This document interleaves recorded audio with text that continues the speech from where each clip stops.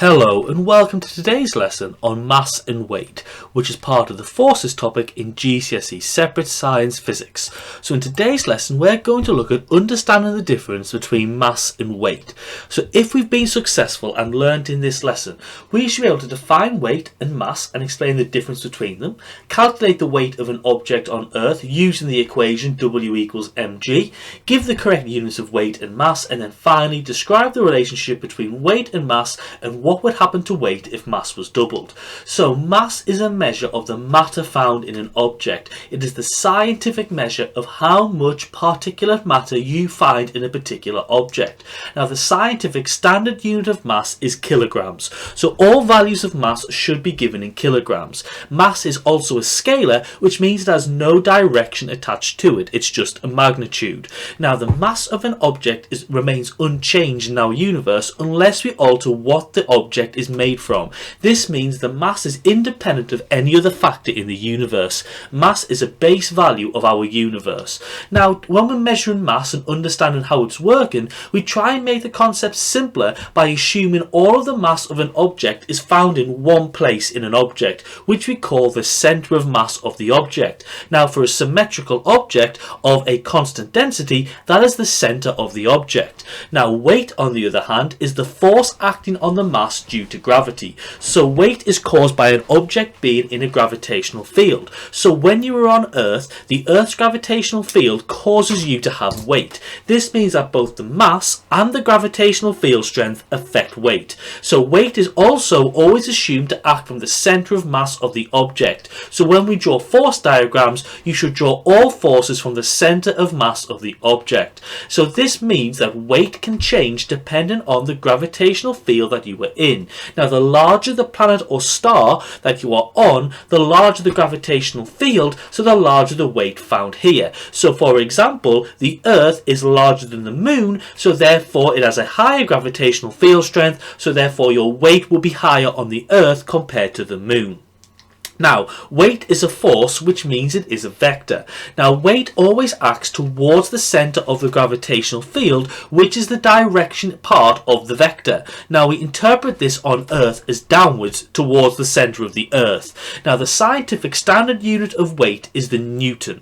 So, that it's not the kilogram, that is mass. So, we can say that weight is caused by mass, so this means that the weight and the mass of an object are directly proportional to each other. So this means that when mass doubles, weight doubles. When mass triples, weight triples. When mass halves, weight halves. Now, as weight and mass are directly proportional to each other, a graph of the two factors would look like the following. So you'll notice that our graph has a straight line through the origin, because when two factors are directly proportional, the line of best fit produced is a straight line through the origin. Now, we also, as we mentioned before, stated that weight is caused by mass. So we can say that weight is said to act from the center of the mass of the object, because we're assuming all the mass of the object is found at this point. Now we also measure the weight of an object with a spring balance that considers the force applied by that particular mass, which we call a Newton meter. So let's just clarify. Mass is a measure of the matter in a substance. Mass is a scalar measured in kilograms, which is an unchanging value in our universe.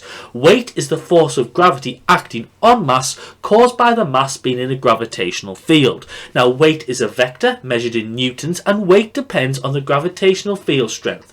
Now mass and weight are directly proportional to each other. So as weight is a force due to the mass of the object and the gravitational field it is in, we can actually write this out in an equation to calculate weight. So weight in newtons is equal to mass in kilograms times by gravitational field strength in either newtons per kilogram or meters per second squared. Now you should really memorize the gravitational field strength of Earth. Now the strength of gravity on Earth is 9.81 meters per second squared, which is sometimes simplified in equations and in questions to 10 meters per second squared. Now the equation weight equals mass times by gravitational field strength is an equation you must memorize for your GCSE examination. Now the G in this particular equation is the same G as an equation as a term found in an equation we looked at earlier, which is that gravitational potential energy is equal to mg triangle h. So this links into a previous equation that we've learned before. Work done is equal to force times by distance moved. So we know that work done is energy transferred, so therefore we can say that m times by g is going to be the force times by the distance moved is delta h, so therefore the work done is mg delta h, which links into our previous equation. Now the weight equation is very similar to another equation encountered in physics. So we know that weight equals mass times by gravitational field strength, but we also know that resultant force is equal to mass times by acceleration. So these equations are actually in fact the same, just they're written in different forms, but they are in fact the same underlying physics principle. So it indicates to us that gravitational field strength is just acceleration, because gravity causes you to accelerate to the center of a gravitational field. The only reason you do not do this on Earth is due to the reaction force caused by the surface of the Earth. So let's just clarify. Weight in newtons is equal to mass in kilograms times by gravitational field strength in newtons per kilogram, and the strength of gravity on Earth is 9.81 newtons per kilogram, or meters per second squared. So let's look at an example calculation of this. The mass of an average train is 25,000 kilograms. What is the weight of the train on Earth? Well, we know weight equals mass times by gravitational field strength, and we know that the gravitational field strength on Earth is 9.81, so it's 25,000 times by 9.81, which is 245250. Now we've got to then make sure we've got the right number of significant figures. Now in the question we are given it to two significant figures, so we write our answer to two significant figures. So our answer is going to be 250,000, okay, and we've got to put units on that, and it's weight, so we measure that in newtons, so the answer is 250,000 newtons. So let's summarize what we've learned in today's lesson. Weight is the force acting on an object due to gravity.